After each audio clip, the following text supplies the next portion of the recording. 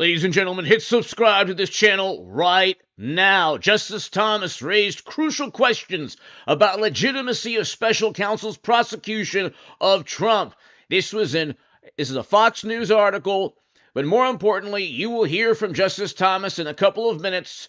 You're going to hear a very important timeline right now, which will really forced the Supreme Court to back Trump, just like it did several weeks back with a unanimous decision to overturn an unconstitutional Colorado ban. I told you that would take place. Even the liberal justices sided with Trump. Now you already have Justice Clarence Thomas on record as questioning the legitimacy of the special counsel against Trump. You're going to have a 6-3 or even a 7-2 immunity decision, and hit subscribe to this channel right now. You'll hear from Justice Thomas, future President Trump, former and future President Trump, Trump's legal team, and the fact that this is going to the Supreme Court because of the timeline. Hit subscribe to this channel. Ladies and gentlemen, to my super chat, to the members, I love you. Thank you. Everyone watching, I love you. You have to first, ladies and gentlemen, before we get to Justice Thomas and the conservatives on the Supreme Court, a 6-3 conservative Supreme Court that already unanimously backed Trump, overturning an unconstitutional Colorado ban, a complete, unmitigated political disaster for Democrats, a rebuke of an attempt at banning him. The despots, authoritarians, totalitarians, and tyrants wanted to prevent people from choosing Trump on November 5th, 2024, and he'll win. And the Supreme Court unanimously, several weeks back, overturned the Colorado Supreme Court. They will get involved because of the timeline. Number one, I'm going to show you now, and then you'll hear Justice Thomas, then you'll hear some future President Trump, his legal team. But listen to this timeline. It's very important. I think that Justice Thomas, Justice Alito, Justice Kavanaugh, all of them have already decided they're going to side with Trump if and when it gets to them pertaining to the guilty verdict. A federal crime was not listed, yet he was charged in the indictment, the initial indictment. Yet he was charged with a federal crime. The Department of Justice did not level a federal crime against him. The jurisdiction or the purview of the Supreme Court can overturn the New York guilty verdict because the guilty verdict is predicated upon a federal crime, an FEC crime, and Bradley Smith and Hans Avon Spakowski, two former FEC chairmen, have already stated he did not commit a crime. The FEC dropped the case against Trump. The FEC actually fined Clinton and the DNC. So this is within the purview, within the authority of the Supreme Court now, because the state court in New York issued a guilty verdict that's predicated upon a federal crime that is completely invisible and non-existent. He did not commit a federal crime. But listen to this.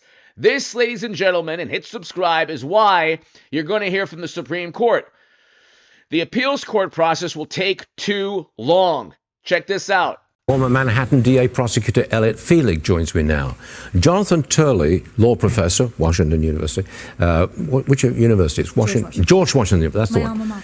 Well, Turley says he is convinced that the decision will be reversed, either in the state or the federal system. Do you agree with that? But more to the point, when might it be reversed? Right. So they have a lot of significant potential appellate issues. But a couple of things. Number one, an appeal would not be heard most likely for at least a year before the intermediate appellate court hears it. And number two, politics should not play a role in these things, but we have to be cognizant of the fact that every single appellate judge in New York, both in the intermediate court and the high court, is a Democratic appointee. Wait a second.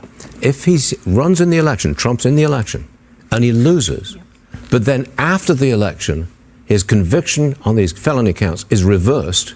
Right. Then what? Then there's no recourse other than too bad, so sad. But that's outrageous. No confidence in the judicial I mean, system that just sinks my confidence. You're right. if they wait for the appellate courts and even the New York Court of Appeals, all of whom are Democrats, and the New York Court of Appeals could uphold the guilty verdict, which is blatantly unconstitutional, it would take over a year, at least, minimum, over a year. The Supreme Court will almost certainly get involved. And the Supreme Court will overturn a very unconstitutional guilty verdict. Trump did not commit a federal crime. The FEC did not find Trump. You will hear from both Hanze von Spakovsky in a second and Bradley Smith, the two FEC chairmen, the federal government executives who stated categorically Trump did not commit a crime. Lauren, that sinks my confidence in the judicial system. That's wrong. Appeal rarely heard in less than a year, and you're talking about a voluminous transcript and so many potential appellate issues. That makes it even longer, potentially. Now, does it have to be all 34 counts reversed? Most likely, the same issues would have impacted all of the counts. So my suspicion is that if there were a reversal, it would affect all 34 equally. If he is sentenced to jail, I think it's July the 11th, I believe, right before Correct. the Republican convention, if he's sentenced to jail, will he actually go to jail? Well, I think he shouldn't be sentenced to jail because it's the lowest level felony. If the Supreme Court does not get involved, he could very well, with the Secret Service, and it would either be house arrest in Mar-a-Lago, or if they were truly sinister, or even more so than they are, they could possibly try to find a jail. And Trump's going to win no matter what. The Supreme Court has to get involved, though. This is only making Trump more popular and more sympathetic, and people see what's going on. But the Supreme Court has to get involved. The appellate divisions within New York take a year. They're going to try to sentence him to house arrest or to even jail, and they need to have an entire Secret Service detail with him. And so that would be, that wouldn't work, okay, for a number of reasons, but that would prevent him from campaigning. So yet again, Colorado tried and failed. New York could try to prevent him from campaigning. The Supreme Court is almost certainly going to get involved. And Justice Clarence Thomas, Justice Alito, Justice Kavanaugh, Roberts, Gorsuch, Amy Coney Barrett, they're all going to side with Trump. You might even get a liberal justice siding with Trump. You already have Justice Thomas saying the special counsel is unconstitutional to begin with. I showed you the article. But listen to this. In the state, he does not have a criminal record, and so it would be the exception rather than the rule to sentence someone in those circumstances to jail. But they would move for a stay of sentence pending appeal, because when you have a short jail term, you would essentially be deprived of the benefit of the appeal if you served the full term before the appeal was heard. I think I'm following this.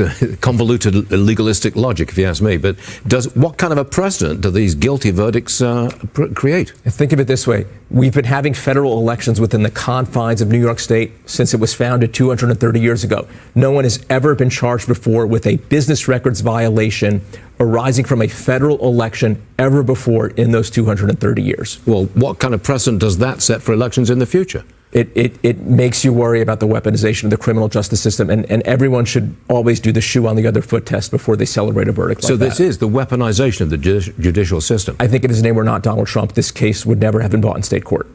Do you think that these courts, the New York's judicial system, is in good... Now, this is very difficult for you to answer because you're a lawyer in New York. Right. But do you think that our legal system in New York City is in good standing in this country? I think that a nonpartisan prosecutor would not have brought these charges. So that raises concerns. It should raise concerns about how this precedent could be followed by partisan prosecutors of any political. The Clinton Foundation, for example, was investigated for about 2 seconds in New York in 2016. They found nothing. Meanwhile, you have millions and millions and millions of dollars going into that conduit. Almost certainly, books have been written, articles have been written in the New York Times, a whole bunch of publications for the past decade about possible likely graft and bribery schemes, okay, pertaining to everything from uranium to arms deals, and yet nothing was found. Yet they get Trump, And then you get 50 intel officials that came out of nowhere saying that Hunter's laptop was a Kremlin plot to inform you of how terrible and corrupt and criminal Democrats are. Of course, we have the New York Post that should have received Pulitzer Prizes with emails within the laptop saying, how can you use your influence on our company's behalf to Hunter and Joe? And then Joe lied about doing business with Hunter. Okay, and then we have congressional testimony of people who said they were trading on their name and potentially engaging in graft and bribery, potentially, possibly, yet no indictment. Biden classified data in 5 different locations. The special counsel, and he didn't have the power to declassify. The special counsel says, he's elderly with cognitive issues. No court would indict. Okay. Clinton had private servers with top secret intelligence on them. It is impossible to transfer DOD or Pentagon or any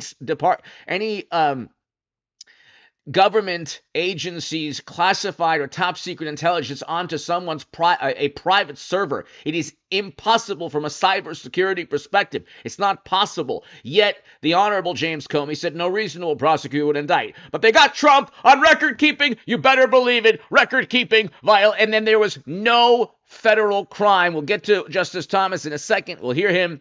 But here's Hans A. von Spakovsky. He was on Fox Business talking about the fact this is a former Federal Election Commission chairman. There was no federal crime, and he'll tell you this right now. That's why the Supreme Court will get involved. You cannot have Trump jailed. You cannot have Trump unable to campaign because of a federal crime that a state court made up. There was no federal crime. You can hear this also from Bradley Smith in a second as well. I have the same reaction Francie Hakes does. This is a travesty, a miscarriage of justice.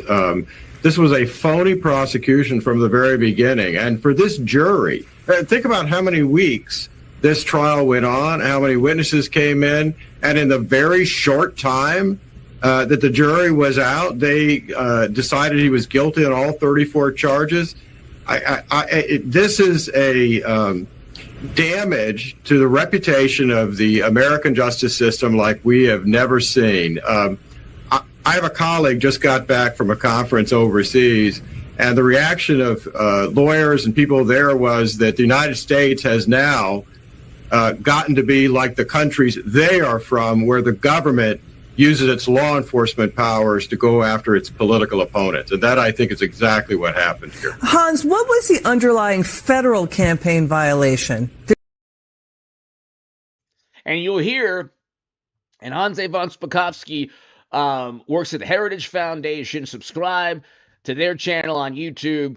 But you will hear, ladies and gentlemen, there is no federal crime. These are misdemeanors that went past the statute of limitations that the Democrats in that state so desperately wanted to get Trump for the public relations victory of calling him a convicted felon. But it's going to be overturned in the Supreme Court 100%. When and if it gets to the Supreme Court, I think that they've already decided that they'll hear the case. They've already decided they will overturn. They overturn corruption convictions all the time. They did with Bob McDonnell in 2016. They overturn corruption and convictions and all different types of convictions all the time, state convictions, if they're unconstitutional. And this is an unconstitutional guilty verdict because the federal crime does not exist. You will hear, and that is why the Supreme Court will get involved. You will hear this right now from Hans A. von Spakovsky. That should be a household name along with Bradley Smith. Did we ever find that out? Well, there was nothing in the original indictment about any kind of federal campaign violation. They kept saying that the legal expenses, which is what were listed in the business records, should have been a campaign-related expense, the payment that was made to Stormy Daniels. But as Brad Smith, I know, would have testified, under the test applied by the FEC, this was not a campaign-related expense, period. There's just no question about that. So for this jury to say that Oh, yeah, he violated federal campaign finance laws, and that justifies the underlying verdict. That is such an egregious mistake that at the Court of Appeals in New York, when they get this case, they ought to reverse this almost immediately because of this and so many other mistakes made. And as you heard a couple of minutes ago, the Court of Appeals, it'll take about a year or more. So the Supreme Court has to get involved. I think the Supreme Court has already made its decision. Like I told you, ladies and gentlemen, hit subscribe. I said it would be a unanimous decision. I said there would almost certainly be a unanimous decision to overturn the Colorado ban. I'm telling you, Trump will get an immunity victory. He'll get at least partial immunity against the special counsel this month.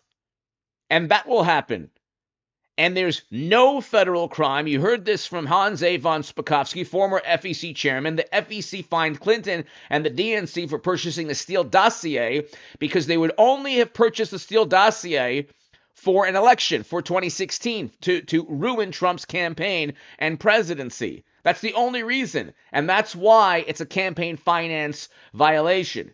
If Trump paid Stormy from his own pocketbook, he didn't have to go through it. Let's say he told Michael Cohen or he paid Stormy from his own pocketbook. It would not be a campaign finance violation because of what Hans A. von Spakovsky and Bradley Smith have stated. If it's an expense that would have taken place regardless of whether or not there was a campaign involved, so Trump, like any celebrity, would have paid, let's say, at any point in time, with or without a campaign or running for president, then it's not, and it's just a personal expenditure. And even if it helps the campaign in some way, it's still a personal expenditure, not a campaign finance law violation. But let's continue. Made in the case. How many do you count? How many mistakes? I lost count of how many errors were made by this judge and by the prosecution. I mean, the judge let in all kinds of irrelevant evidence that had no bearing on the charges against the president, but were obviously there to blacken the character of Donald Trump. The judge shouldn't have even been on the case. He should have recused himself because of his personal family dealings, his daughter's involvement, his making political contributions in violation of the ethics rules in New York. There are just so many mistakes and errors he made that I don't see how a court of appeals could not overturn this verdict. But as you heard, ladies and gentlemen, the Court of Appeals will take a year. They could possibly jail Trump, which would only benefit him. The issue with house arrest in Mar-a-Lago or jail is the following. He'll win no matter what, but it's unconstitutional to prevent a candidate from running. The authoritarian despots, totalitarian tyrants, the wonderful, morally superior, highly educated liberal Democrats do not want Trump to campaign because they know that he's a great campaigner. They know that people love his rallies, his speeches. He generates enthusiasm, and they don't want him out on the campaign trail. Yet another reason why Justice Thomas, who already raised crucial question about legitimacy of the special counsel, you have Thomas and Alito, the two justices, leading the charge to defend Trump against actual tyrants. Okay, these are the same people. We can go on forever. But here, this is Bradley Smith. Oh, actually, let's listen to Alina Habba really quickly. Then we'll get to Bradley Smith. Then we'll get to Justice Thomas. Then we'll get to former and future President Trump. They are going to go to the Supreme Court if they have to, and I think they'll have to because of the timeline you heard at the beginning of this live stream. And this is just, a thing, to get the statement out there. Trump's a convicted felon because they know they're going to get it overturned on appeal. Right. I mean, Harvey Weinstein's conviction was overturned by the New York Appeals Court, but that wasn't until 4 years later. Do you guys plan to go to as high as the Supreme Court? If we have to, we will. We have no problem with that. As you know, we've taken those matters that we think are incredibly important to validating and preserving the Constitution that our country was made on.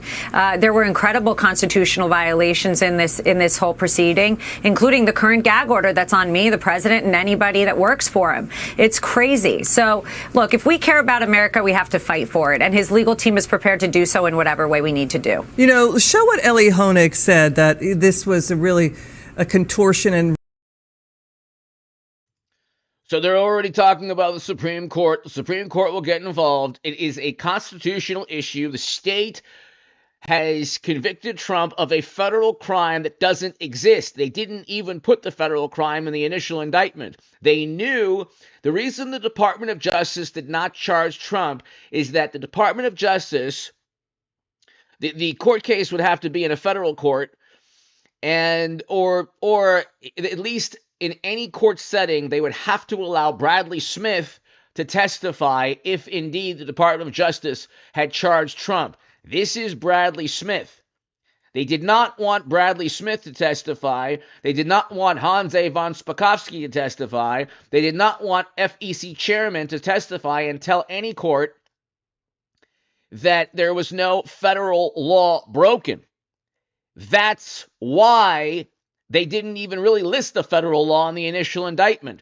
There was no federal law that was broken. The FEC fined Clinton and the DNC for purchasing the Steele dossier, a compilation of pure lies and deceit that even Michael Cohen was suing BuzzFeed for. But they did not want Bradley Smith to testify. This man was not allowed to testify in New York, and here's why. There was no federal crime. Well, we know why they're not indicted, right? Because we don't want to indict them. But no, it's a good example of things that influence the campaign. And it's worth noting that under the FEC's regulations, if you're an incumbent office holder, you're presumed to be running for re-election. So you're all presumed to be candidates unless they've announced that they're not seeking re-election. So they would be candidates, and this is something that they probably did to influence their future campaign or their perception as office holders. And one thing that's worth adding here, Mark, is because I hear this from people all the time, and even some other, election people who know election law, lawyers and some former other commissioners will say, yes, but it was to influence an election. But the FEC in its regulations very specifically rejected the idea that even as to whether it was primarily to influence the election or not, and choosing instead this test that it has to be an obligation that was created for the election. In other words, they didn't want to get into the question of trying to guess, well, did they do this primarily for the election or primarily for personal purposes? And it's very specific about that in the regulations. And I think that's a very important point that people need to keep in mind. And that was done actually to make it more objective and actually to prevent candidates from using their campaign funds for personal use. But, that's the flip side. And it doesn't matter if it helped his campaign to pay Stormy. He would have paid Stormy with or without a campaign. That's why it's not a law. That's why it's not a federal campaign violation. Okay? You heard Bradley Smith state right now, it's not against the law. That's why the FEC did not fine Trump. The FEC actually fined the Clinton campaign and the Democratic National Committee. I tell people, imagine if you're a lawyer for the Trump campaign and you want to do it all right. You've got one provision of the statute says I have to pay it with campaign funds. Another provision seems to say I can't pay it with campaign funds.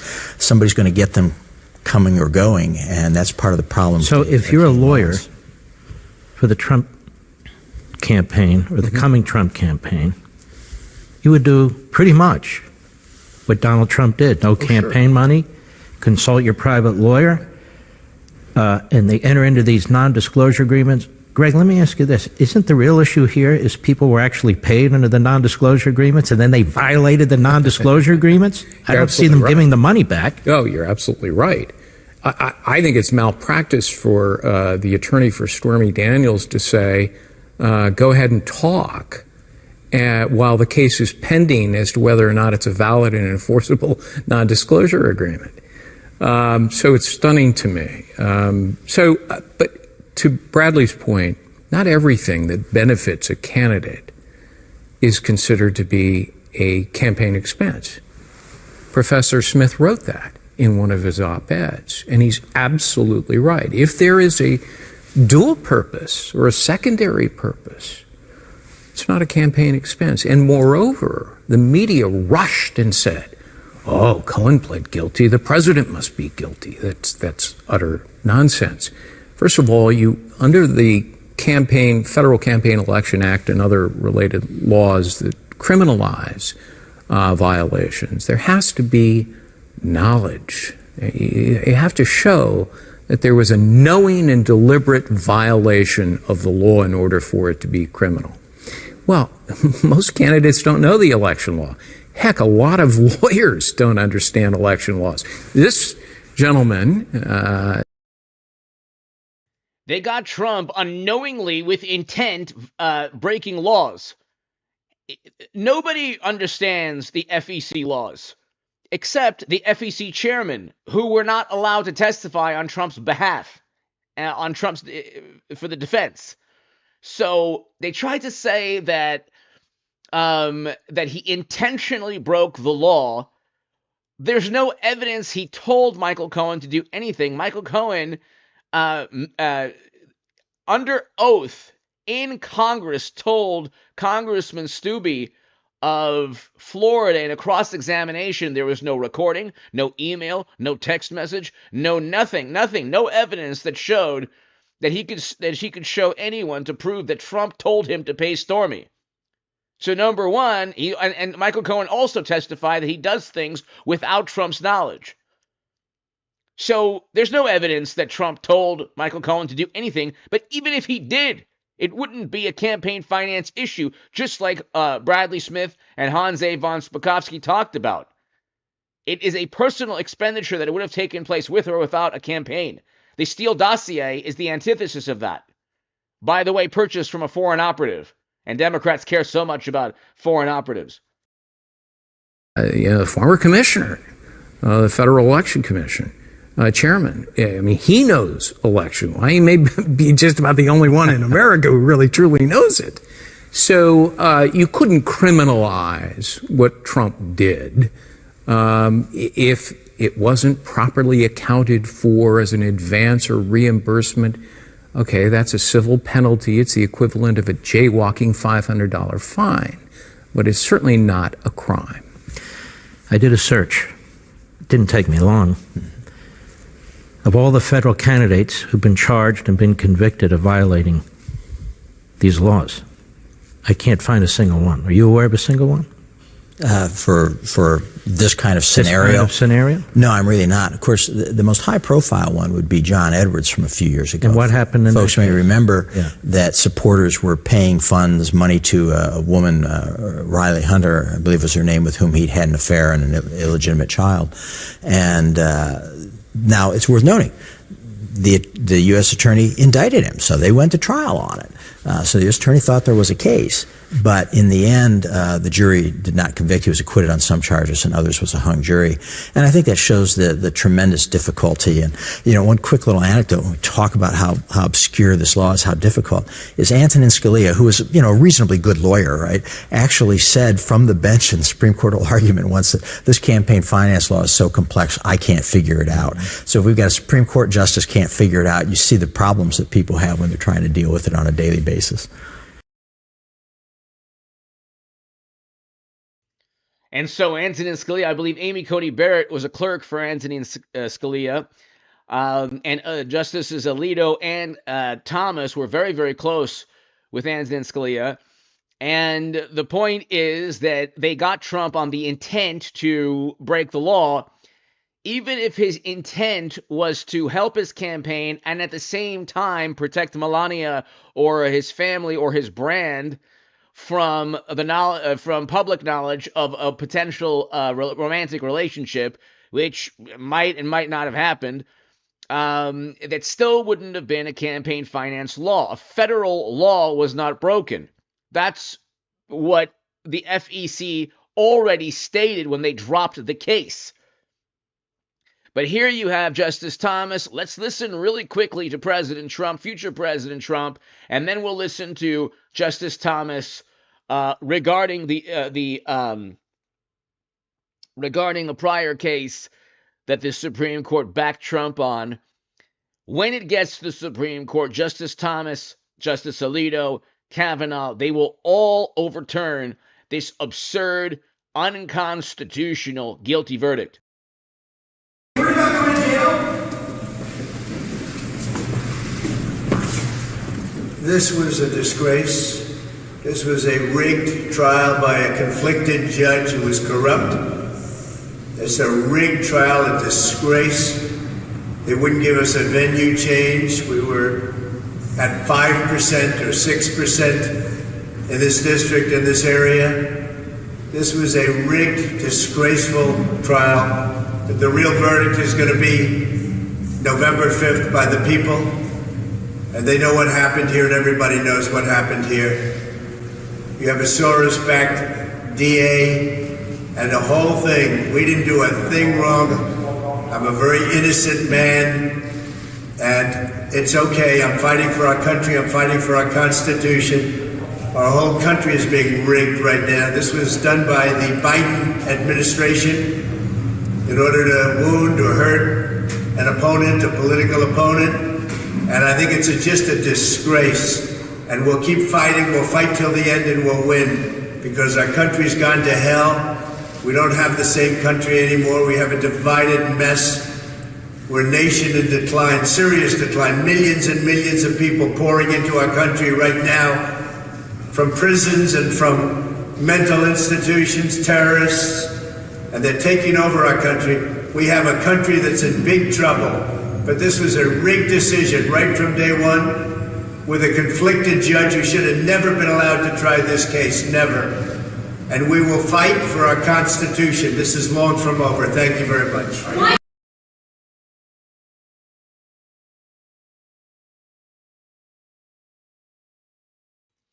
So, ladies and gentlemen, you are going to hear from Justice Thomas right now when they overturned the Colorado decision. You'll hear exactly what's going to take place when they overturn the guilty verdict. Okay? It will happen. I have been telling you pretty much exactly what's going to take place on this channel. If you watch this channel, I've been pretty spot on. I'm not Nostradamus, but I'm pretty close. I've been telling you exactly what's going to take place with the Colorado ban being overturned. The immunity case, he's going to get a huge victory. He will get a huge victory from the Supreme Court. He has to, because it's unconstitutional to put him in jail when there was no federal crime that he broke. Listen to this, though.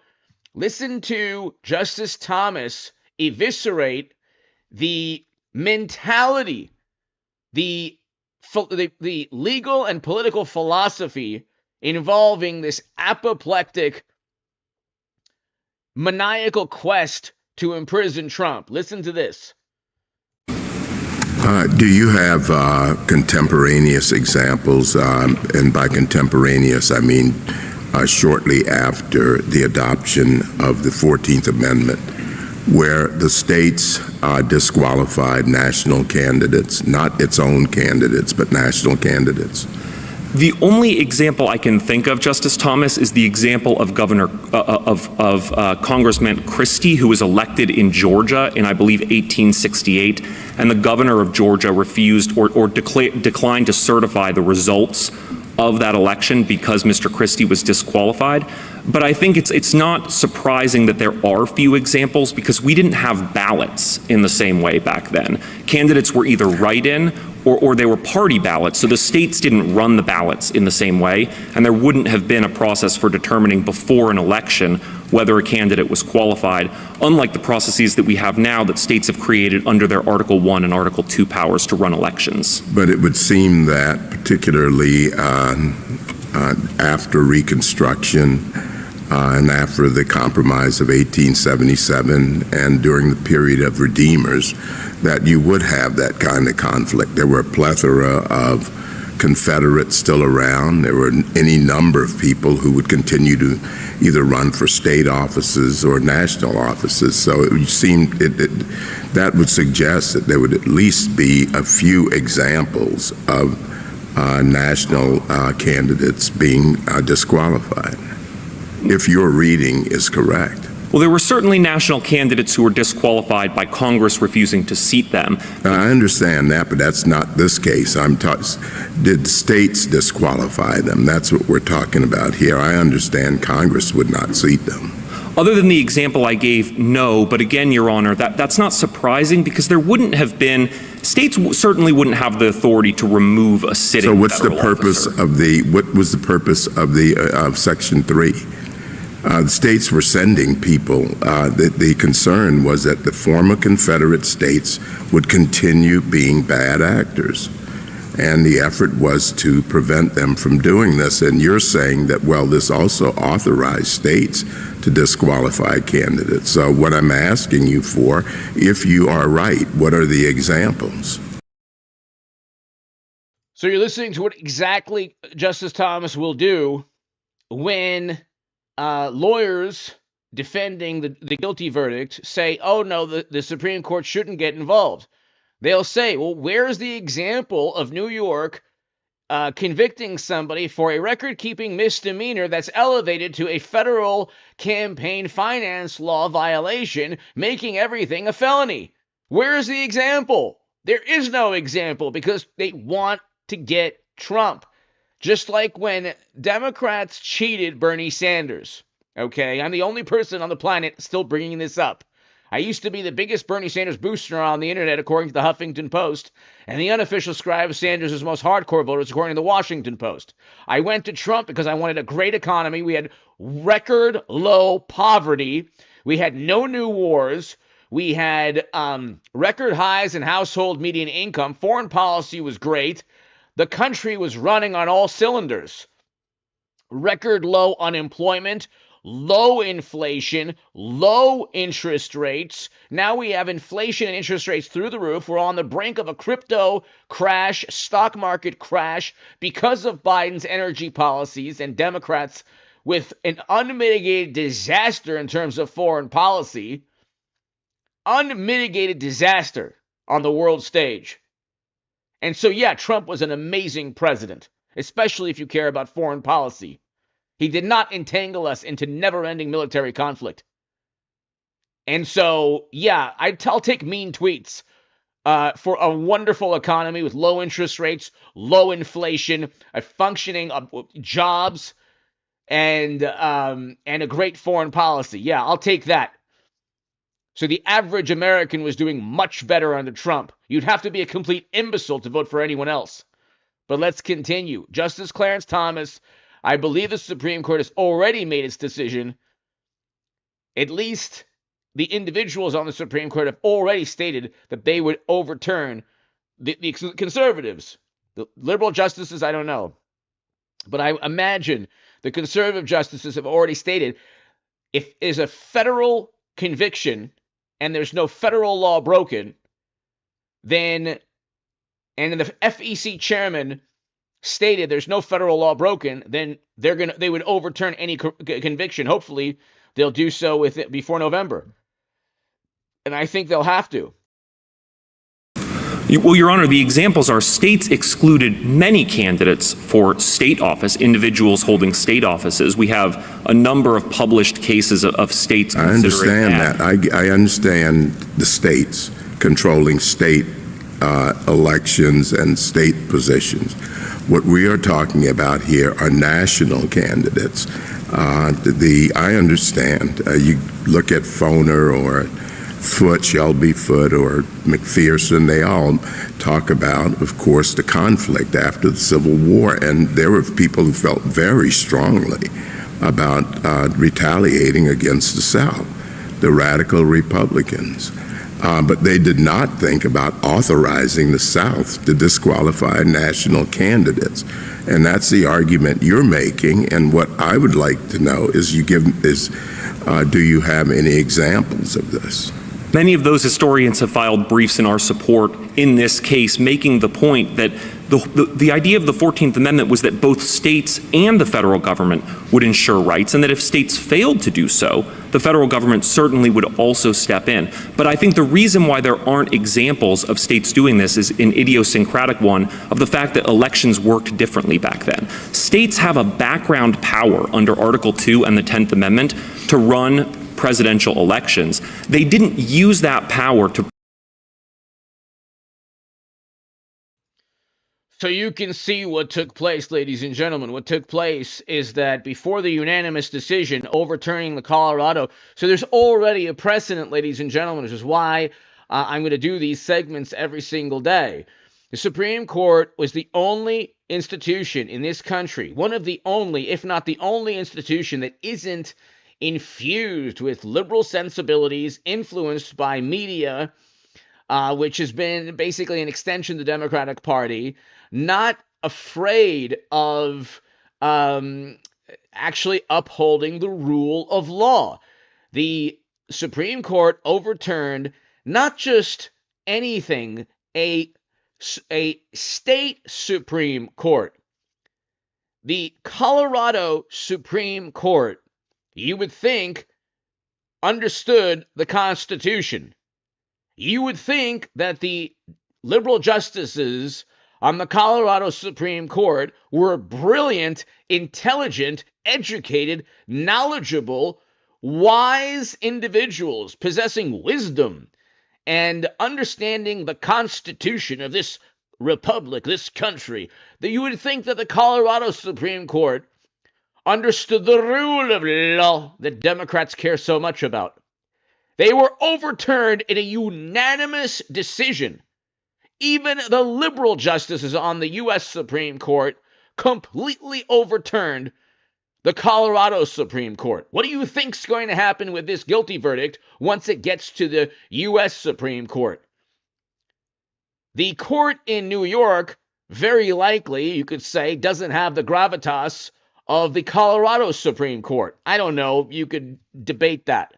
What do you think's going to happen with a blatantly unconstitutional guilty verdict that is predicated upon a federal statute that nobody can see? There is no federal statute listed in the initial indictment, and both FEC chairmen stated that that Trump did not break the law. But let's listen to President Trump.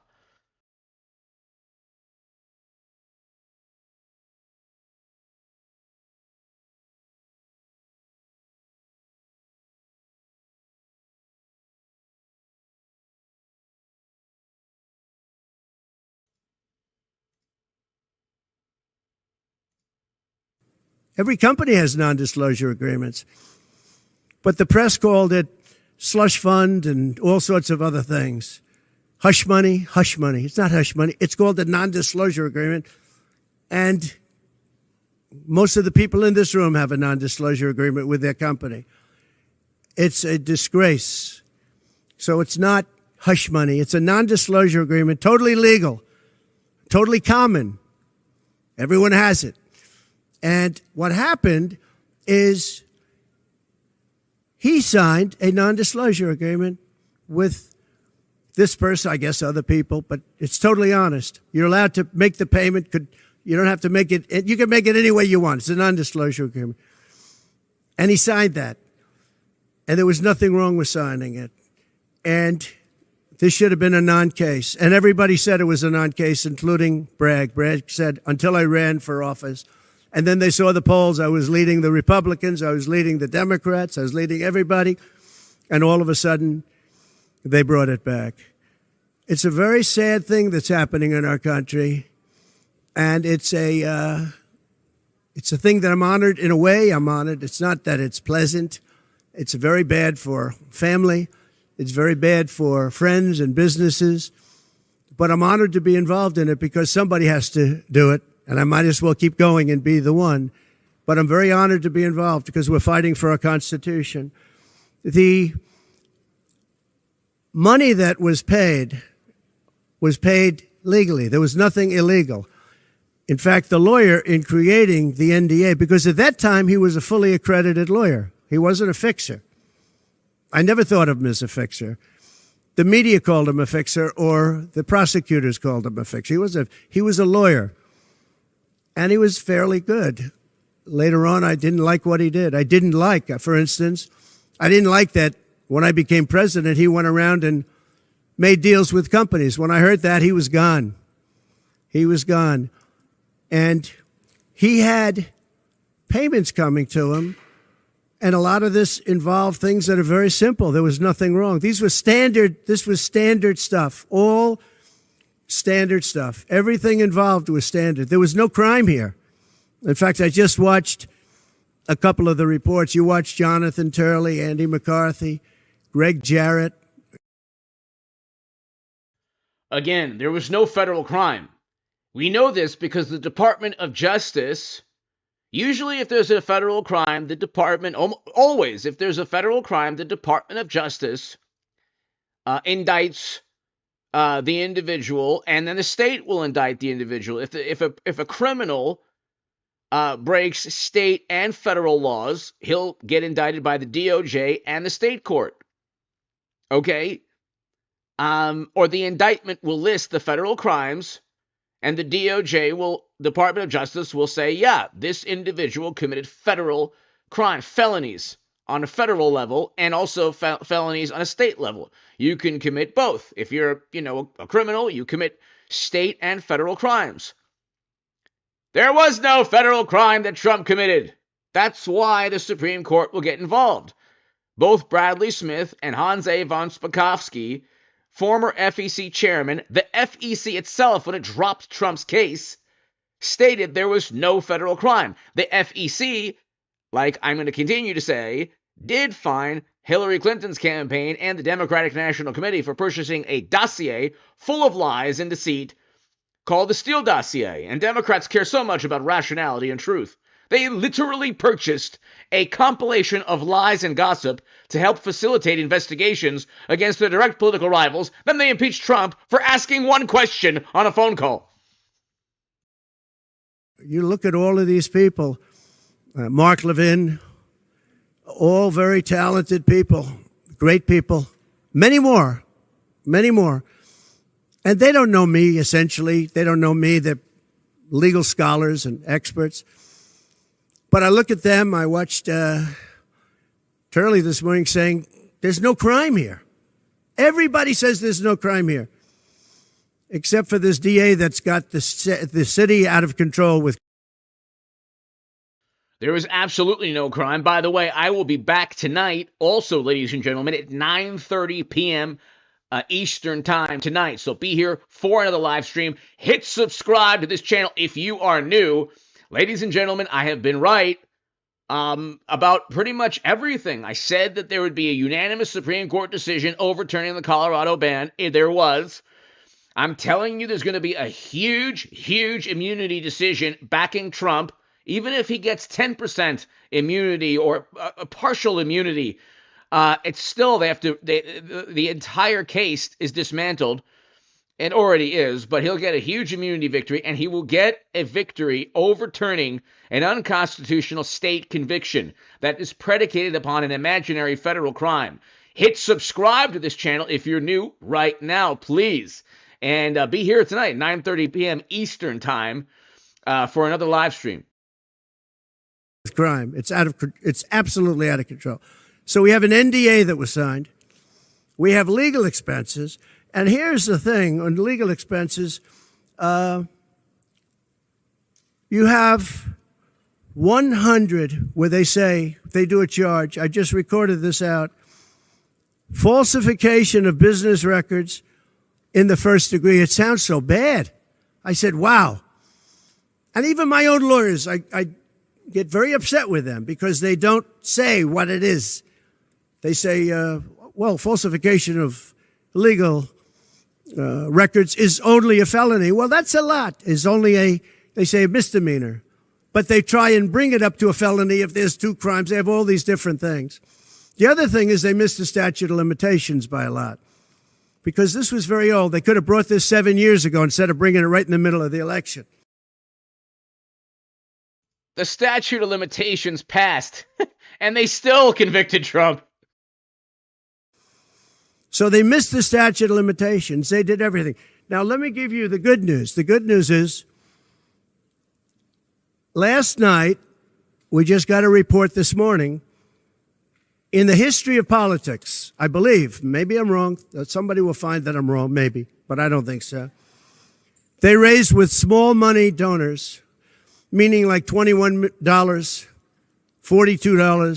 $53, $38, a record $39 million in about a 10-hour period. No, think of that. I like those people.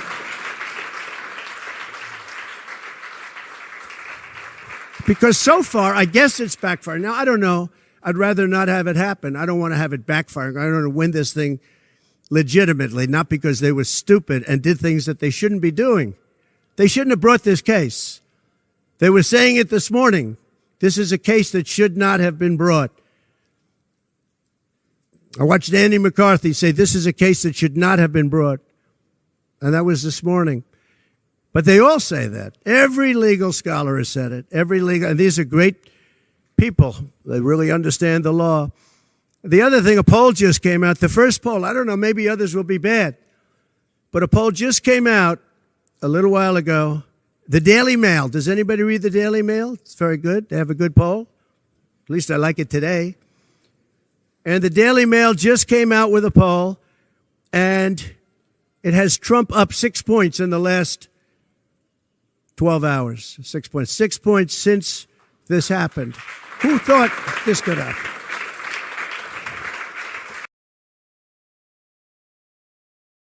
Did I not tell you also, ladies and gentlemen, his poll numbers will go up? I said that. I said the man's poll numbers will go up. Donald Trump is the Obi-Wan Kenobi of politics.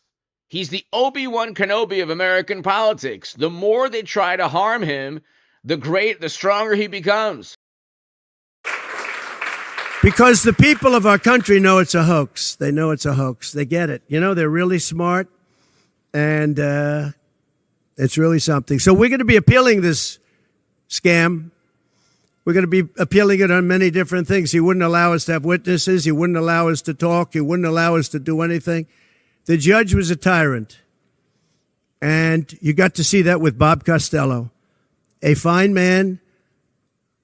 I've never seen anything like it. And neither has anybody that was in that courthouse where he demanded that the courthouse be cleared. Now, the good news.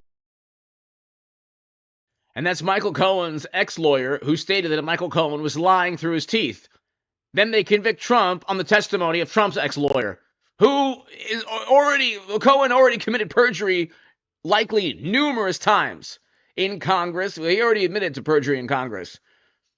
But other examples as well. Anyway, hit subscribe to this channel, ladies and gentlemen. It will take place. I told you about a unanimous Supreme Court decision overturning the Colorado ban. I said that it would happen. It did. I'm telling you, this month, Trump will get an enormous victory. He just needs partial immunity. He doesn't need complete immunity. Partial immunity. He got zero immunity as president. Zero immunity for the special counsel. But of course, there's there's Nixon v. Fitzgerald. There are already Supreme Court precedents giving immunity on civil cases to presidents, so he's going to get immunity for a speech. He didn't try to commit a rebellion. The whole thing's nonsense.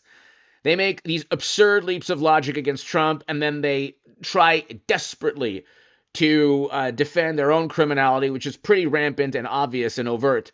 But anyway, hit subscribe to this channel. I will see you tonight, 9:30, everybody. Nicholas Orm, thank you so very much to my viewers around the world in Australia, the Philippines, UK, Canada, everybody, everywhere, Nigeria. Thank you for watching. Korea, thank you for watching. God bless you all, ladies and gentlemen. I'll see you tonight at 9:30.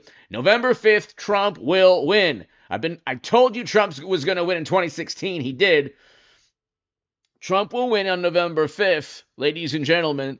And the Supreme Court has to get involved because they might want to jail him. They might want to do anything they can to disparage, demean him, ruin his campaign. It's not going to work, but this is all unconstitutional. And like they did with the Colorado ban, overturning it, this is blatantly unconstitutional. You cannot convict somebody in a state court for federal crimes when the Department of Justice and the FEC haven't leveled any crimes at you. Against you. Anyway, hit subscribe. See you at 9:30 p.m., everybody. Nicholas, thank you.